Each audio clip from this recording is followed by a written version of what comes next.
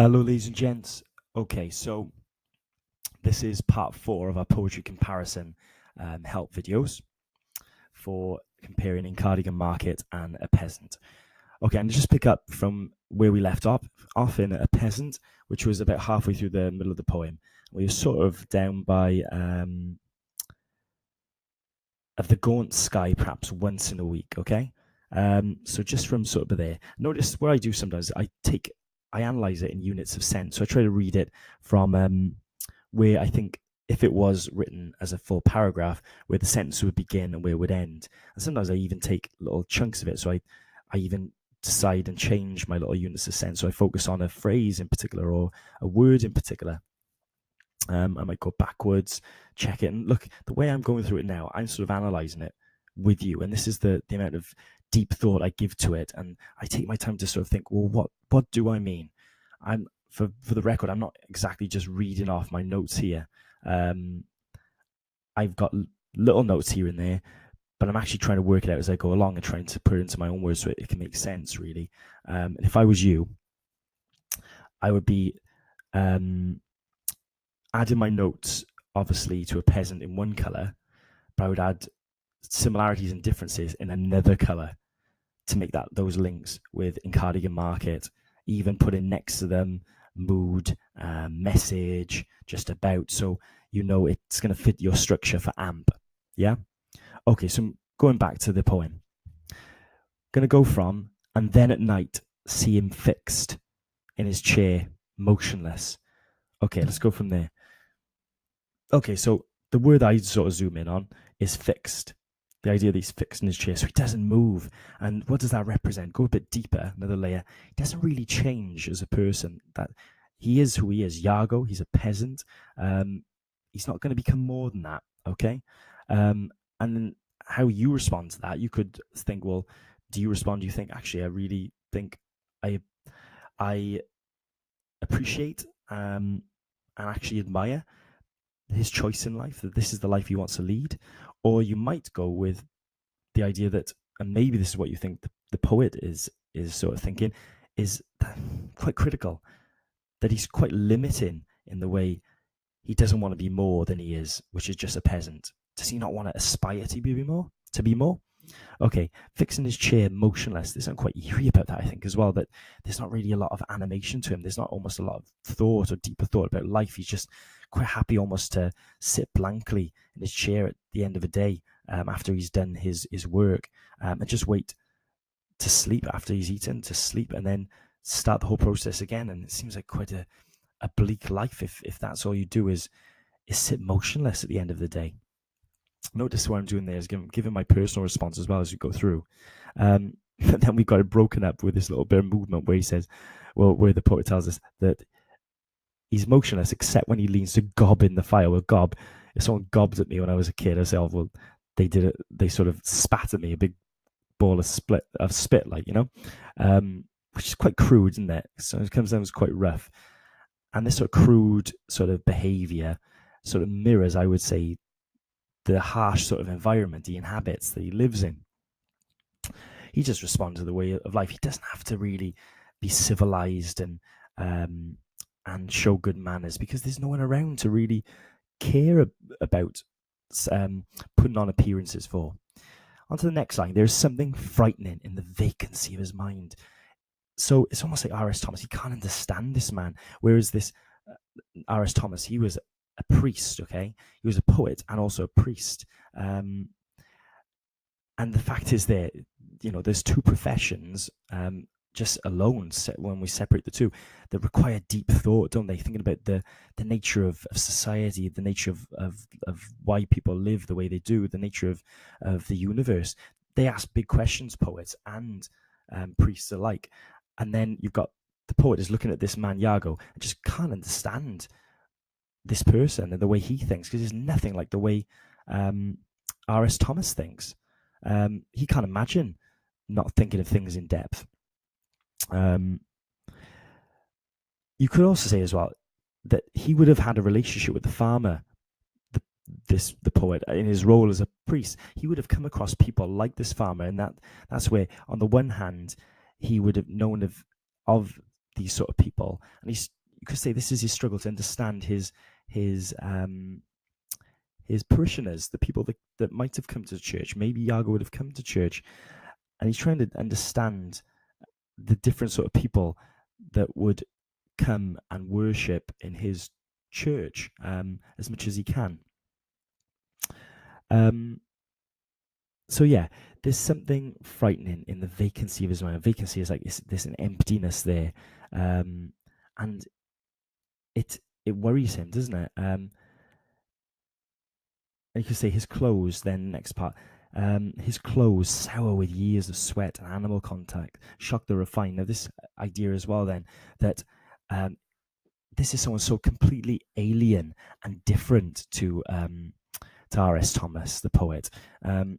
This is a man who seems that he's a bit repugnant, a little bit like Auntie Jane Fish in the way that she almost changes the air with this steaming glow of sweat and friendship, this sort of smell of years of animal contact and hard work. It clings to him, and it makes him a bit different than maybe the rest of us, the rest of society that want to live as part of civilized society and interact with each other. So therefore, we follow sort of certain norms and sort of routines, don't we? That we clean ourselves, we keep up appearances, and he says there, like, it shocks the refined, as in it shocks the civilized people. And it's interesting there, that sort of line break at the end. So at the end of that line, it makes the reader pause to really consider these words. Why does it shock us? Okay, because then the next line there goes to, but affected, that it has an impact on us. So here's someone we can't quite understand because he's so different to the way we live our modern lives, but then we're still affected by it. We're still moved in some way by this man's way of life, because it then says, sense with this stark naturalness. Now, what does that mean? I would think of that. But affected, so we're impacted by it. We still affected by this man. Sense with this stark naturalness. Okay. Now, I would describe this as quite monosyllabic. You got words sour with years of sweat, shock. Yeah. So single syllable words or monosyllable words. And what does that? It emphasizes the monotonous sort of nature of his life.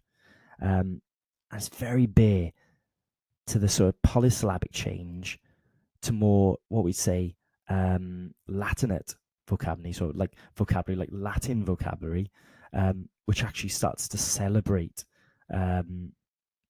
this man. So at first we seem like it's being scornful or critical of these rural farmers and Iago, almost like we're superior to these farmers. But then it starts to change, but affected, sense with this stark naturalness. Now, naturalness is a polysyllabic word, it's like more than one syllable. So we start to acknowledge, basically, or maybe the poet is acknowledging, and that represents our sort of attitude as well, that maybe we were a bit snobby, a bit arrogant, and we need to come back from that. We need to actually now appreciate that this man is deserving of our respect.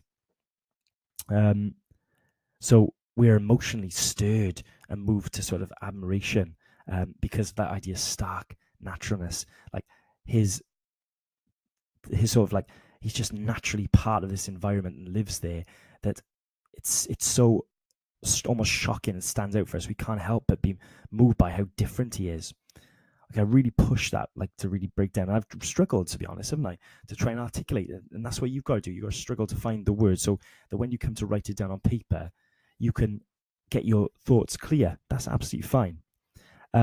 Yet this is your prototype, okay? So what does that mean? Yet this is your prototype. And I would say, look at this verse. We zoom in on the word your. He's referred to in the second person. And it's quite a stark change, quite like an obvious change. In other words, stark, like it stands out. Change from third person, like it's directed at you, the reader, isn't it? This is your prototype, as in he represents us. Yeah, he represents almost like the simplicity of human beings, of where we almost originated from, almost when we were almost cavemen, and we lived by relying on the earth. I think how life has changed so much as it's now. We don't rely personally, do we, on the earth and our environment. We rely on other people to do it for us. But Iago is sort of this person, very poor, very basic in his life. This is almost where we came from. Who, season by season, against siege of rain and wind's attrition, preserves his stock, an impregnable fortress. You see almost all the sort of language. It's almost the language of war, isn't it? So this like landscape is constantly referred to using what we would like call the semantic field of war. Now, the semantic field is just like a sophisticated way of semantic. Basically means like the meaning of words. You might have heard it as lexical field before, but semantic field, like similar words. So words all to do with war, okay, or linked with war, showing that man and nature are sort of constantly in battle. So it's almost like it's representing this idea that man is defying this sort of nature and won't sort of give in to it. He's constantly fighting against it, even if nature ultimately is more powerful. And this sort of defies the sort of normal theme of man and nature maybe working together in harmony, that actually man is fighting against nature. You could look there that nature does not really provide for the peasant. This is another element that defies the typical sort of idea of poetry that focuses on what we call the pastoral, or basically things to do with the countryside or anything rural. That actually nature is trying to assault him, to attack him. As we said, like going back earlier in the poem, the sky is gaunt, so it's providing no sunlight, and therefore the hills remain bald. So there's hardly any grass, so it won't grow. So there's nothing for a sheep to graze on. The earth, this crude earth, is hard to churn, so therefore showing hard physical labor. It's not. This isn't leisurely. This isn't a fun place to live, is it? But then the fact is here, the man and the elements are presented as equally strong. The fact he stands up as an impregnable fortress. There's a sense of power, isn't it? We really admire him for this, that he will not be defeated by the elements. So it's quite noble. He's got this imagery. He's a guardian almost against the elements. Okay, so moving towards the end. I think I'm almost out of time as well, yeah. So moving towards the end, not to be stormed even in death's confusion. So almost even, you could read that as even after death has claimed him, that his memory lives on. Almost even the presence of him fighting for so long against the nature of how hard this life is that he has really made an impact on that landscape. And it says, remember him. It's a call to the readers to remember him. He's worth remembering. He isn't just this simple throwaway person. He's not just this ordinary man. He's something more. Then, for he too is a winner of wars. He deserves our recognition, doesn't he? Enduring like a tree under the curious stars. So like as we said in our summary, really, this almost become part of the earth, the landscape. So it's making that simile, that comparison, that almost just like a tree, the way it'll stay under the stars. Same with Iago. Iago, with a memory of him, will last. The victories of him of constantly fighting against nature, for his victory to live this sort of very austere, hard life, will live on. And under the curious stars, it's almost this bigger idea, really, of the enormity, the hugeness of man's struggle or human struggle against the incredibly powerful nature of nature and the environment, that we can't ever defeat it. Nature will always come back and claim the earth, won't it? Mankind or humankind will only live on this earth for so long. Nature owns the earth.